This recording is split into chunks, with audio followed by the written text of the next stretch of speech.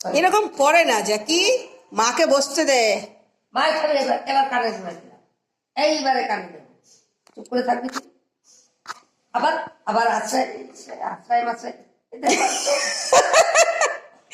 কি অবস্থা বলো, বসতে দিচ্ছে না আমার মাকে, একটু বসতে যায় না। এরকম বদমাইশি কেন করে? দেবো। যখনই বাড়ি আসে তো বসতে দিচ্ছে না তো একদম। কত দুঃখ জ্যাকির। বিস্কুট খাচ্ছে, এত পাওয়া যায় এখন। দেখি একটু হাসো। ও বাবা রে, হাসি। দাঁত বের করে।